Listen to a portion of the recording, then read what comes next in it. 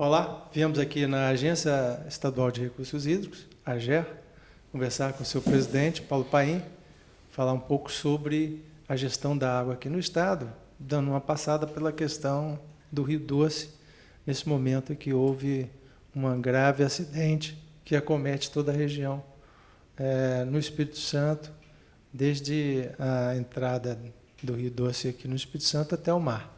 Paim, obrigado por nos receber aí.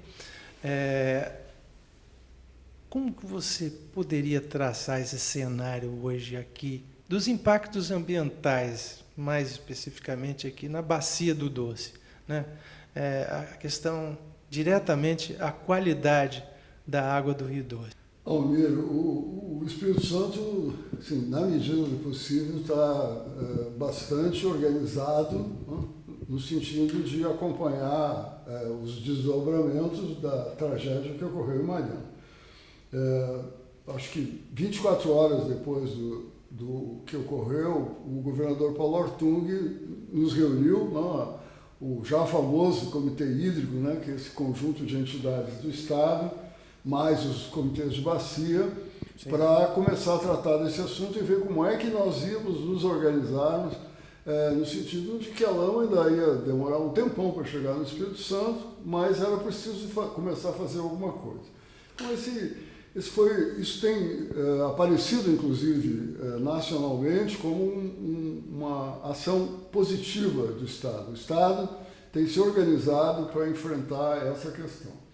E aí o secretário Rodrigo Júlio tem sempre, toda vez que ele tem oportunidade de falar, ele tem separado, né, dois temas, subtemas, digamos assim, que é a repercussão da tragédia aqui no Espírito Santo. A questão do abastecimento humano, né, especialmente no município de Colatina e Baixo Guandu, porque Linhares... Captam diretamente, né? Captavam diretamente, né, Linhares não. E a questão ambiental.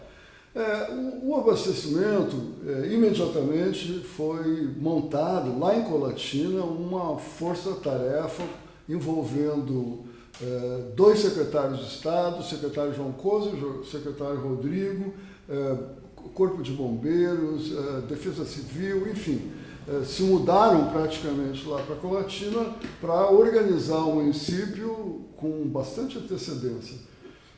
E Baixo Guandu resolveu também, né? Só que Baixo Guandu tinha uma facilidade, né? Foi recuperada lá uma pequena barragem que tinha na Foz, como o município é muito pequeno, então não houve necessidade de um maior ajuste em termos de abastecimento. Já Colatina, 122 mil habitantes, né, 120 mil habitantes, a situação era um pouco diferente. Ok, vamos cortar um pouco a história, porque eu acho que todo mundo acompanhou bastante aí toda essa dificuldade, né, de organização em Colatina, mas com a chegada do Tanfoc, né, lá da minha terra, lá da casca da Cássia Negra, foi possível tratar adequadamente a água. E a questão de 10 dias atrás, numa das atribuições exigidas pelo IEMA a Samarco, né, foi criado um site oficial, que chama Governança do Doce, né, onde, a partir da primeira informação objetiva, assinada por todas as entidades envolvidas com a questão do abastecimento humano, ficou claro que a população de Colatina podia tomar água tranquila, né? Tomar essa água. Que não havia nenhum problema de potabilidade, porque todas as exigências lá da área da saúde quanto à potabilidade estavam sendo cumpridas. A outra questão ambiental, que aí um problema bastante mais complexo, né? Também muita coisa foi executada, a sociedade tentou, naquela movimento da Arca de Noé, tentou fazer salvamento de peixes, uma ação absolutamente louvável, mas muito até perigosa, né? Porque não se tinha noção, né, do que tipo de peixe estava sendo, que espécie estava sendo salva do doce e jogando eventualmente nas lagoas, que tem uma outra realidade ecológica, né? Então um risco bastante sério. Mas aos poucos o tempo vai passando, né, e com esse esforço de organização do Estado, comandado pessoalmente pelo governador e pelo secretário Rodrigo, nós fomos juntando entidades federais, a Marinha, o IBAMA, o ICMBio, uma empresa, eu acho que de São Paulo, especialista em genética, né, em genética aquática, enfim, todo mundo foi se organizando e estas ações voluntariosas importantes do ponto de vista do movimento social foram também se organizando. E finalmente a lama chegou onde está agora, né? Chegou ao mar, e agora o cuidado já vamos falar em recuperação, né? Mas o cuidado agora, na medida em que o que tinha que ocorrer no doce já ocorreu, né? Mas ainda tem uma grande quantidade de lama concentrada ainda em Minas Gerais. Aliás, essa foi a maior crítica das entidades ambientalistas, principalmente que se encontram lá na Foz do Rio, na regência, de que não foi feita uma ação pela Samarco, pelos governos, enfim, até por uma intervenção militar, para se ter, digo de engenharia, né, militar, né, nesse sentido, né, de ter a contenção dessa camada mais densa de lama ainda nas cabeceiras do rio, evitando que ela se espraiasse assim, com a intensidade que ela se espraiou e continua se espraiando, né, porque ela não se diluiu ainda toda, né? Eu tive a oportunidade de sobrevoar na primeira e única vinda da presidente Dilma a governador Valadares de Colatina. Naquele dia mesmo eu tive a oportunidade de acompanhar o governador Paulo Artung e o secretário Rodrigo Júlio num sobrevoo no Doce. E naquela época se percebia claramente a visão de cima era como se não andasse a lama. Só se percebia que ela andava porque tinham traços, como se fosse um pincel de um pintor, assim, dando a ideia que né, traços alongados de colorações diferentes que dava a entender que ela estava se mexendo, porque aparentemente ela era um tijolo vermelho parado dentro do rio. Sim. Ora, o que se sabe, aí vem um pouco da engenharia, né? À medida que a declividade começou a baixar, quer dizer, né, deixamos as partes mais altas lá de Minas Gerais, fomos chegando às partes de declividade maior, o processo de precipitação, né, daquela massa toda foi aumentando. Se falou muito, se criticou muito, inclusive, por que também as usinas, né, de geração de energia elétrica não seguraram a lama. Né? Sim, esse foi um outro ponto. Aí é uma situação muito complicada, porque são um setor, primeiro, é da responsabilidade federal, né? E existe um operador nacional do sistema de geração de energia elétrica que provavelmente, né, em comum acordo com os órgãos ambientais e com a Agência Nacional de Águas, acharam prudente não comprometer lá. Imagina o processo das turbinas todas cheias de lama. Acabaram deixando passar e tudo veio parar aqui embaixo. Agora, esse veio parar aqui embaixo, dá para perceber claramente no olho, né, no olhar de quem, eu particularmente que viajo muito ao norte, toda vez que se passa sobre o Doce, percebe claramente que há um processo de diluição, sim. Né? Sim. Seja porque a intensidade da coloração está diminuindo. A coloração vai mudando, a velocidade da água se percebe também a olho nu que ela está aumentando, e nós tivemos ajuda aí de São Pedro, né, que andou chovendo bastante e que está ajudando a diluir. E aquela opinião, né, se leu muito, né, muita gente deu opinião. Eu, particularmente, me fixei muito na opinião de um engenheiro da UFRJ, Universidade Federal do Rio de Janeiro, um engenheiro especializado em pesca. Até agora ele está certo. Né? O que ele disse? Que o que chegaria ao mar não, acabaria, né, pela diferença de volume, né, e pelas próprias correntes marítimas, acabaria não criando um maior impacto, né, no ambiente marinho. Né? Sim.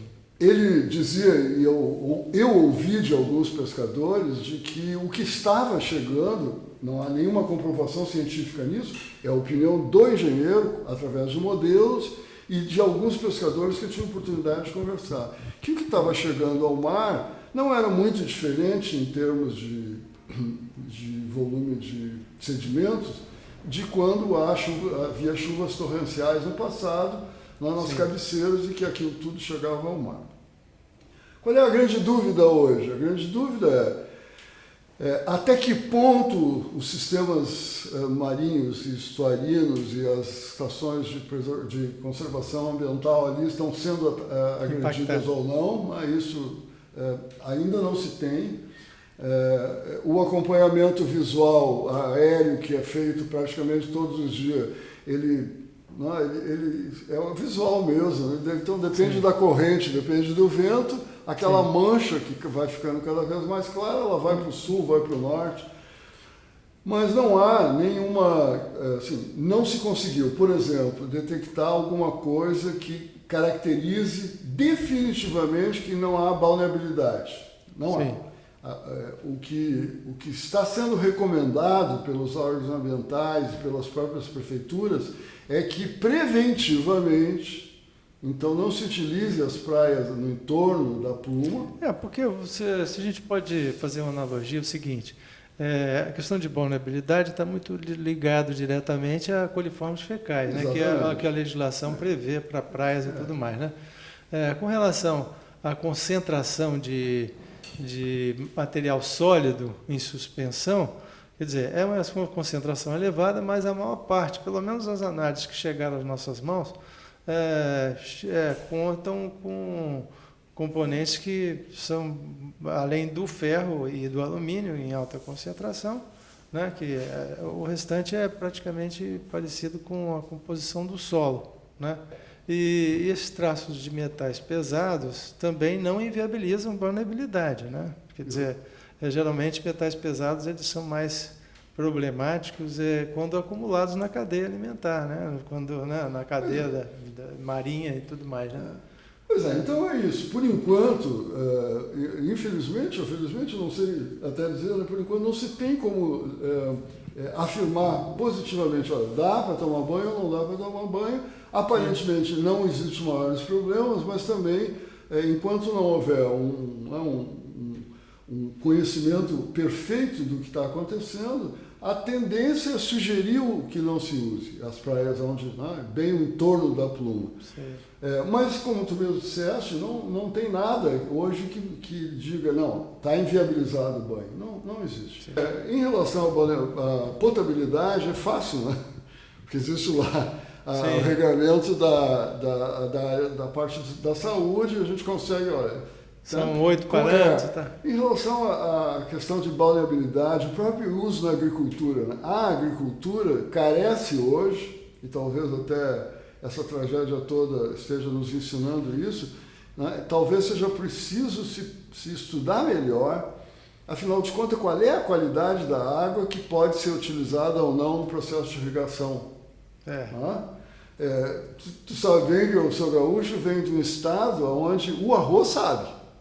Né? A turma do arroz sabe exatamente qual é o perfil, né, de quais são os parâmetros e que quantidades pode ou não pode que a planta absorve. Mas aqui eu acho que não. A lavoura do arroz é uma lavoura absolutamente de ponta. Né? Nós precisamos talvez estudar isso para todo o Brasil, né, para todas as lavouras. Sim. E a questão da vulnerabilidade também, por mais que exista regras de vulnerabilidade, elas são imprecisas o suficiente para que não se possa afirmar hoje com muita tranquilidade. No geral, hoje a situação, vocês estão aguardando informações técnicas? No Estado do Espírito Santo, o IEMA tem sido muito cioso, né, de, através de atos de intimação, né, colocar a Samarco sempre, vou usar uma expressão numa resposta adequada ao problema. Né? Sim. Seja na área de comunicação, na área do monitoramento, enfim. Não permitir que a empresa relaxe ou descumpra as suas responsabilidades. Sim. O que não se tem mesmo é informação suficiente para que se sinta, né, tenhamos opiniões técnicas mais definidas. Então, o que tem se percebido é que se trabalha muito, como nós falamos antes, na segurança. Né? Na dúvida, pro réu, ou seja, na dúvida não se toma banho, na dúvida não se utiliza na irrigação, etc. No caso, uma das praias oceânicas e outra no caso da utilização em irrigação. Mas, enfim, nisso, e aí vai a organização do Estado, né? O IEMA tem mantido a empresa sob controle, assim, né? Tem sido muito cioso. E nós aqui da GER, talvez a gente vá conversar isso logo adiante, o nosso papel é mais de médio prazo.